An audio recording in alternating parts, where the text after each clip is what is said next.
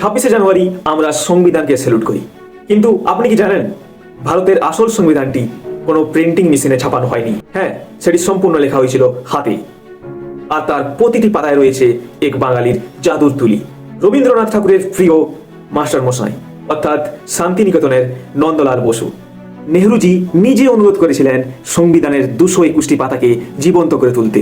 ভাবা যায়, রামায়ণ মহাভারত থেকে শুরু করে গৌতম বুদ্ধ কিংবা ডান্ডি অভিযান, ভারতবর্ষের প্রায় 5000 বছরের ইতিহাস তুলির টানে ফুটে উঠেছে সংবিধানের পাতায় পাতায়। আজ আমরা যে অশোক স্তম্ভকে ভারতের জাতীয় প্রতীক হিসেবে চিনি, তার বর্তমান স্কেচটিও তাঁরই হাতে করা। সবচেয়ে বড় চমক জানেন, এই ঐতিহাসিক কাজের জন্য নন্দলাল বসু 1 পয়সাও নেননি। এটা ছিল এক বাঙালির দেশের প্রতি নিঃস্বার্থ ভালোবাসা। গান্ধীজির লাঠি হাতে হাঁটার যে ছবিটা আজও আমরা দেখি, সেটাও তাঁরই সৃষ্টি। সময়ের সাথে আজ যেন ইতিহাসের পাতায় এই মানুষটির নাম ঝাপসা হয়ে আসছে। সংবিধান শুধু এক আইনের বই নয়, এটা এক বাঙালির নিঃস্বার্থ ভালোবাসার শিল্পকর্ম।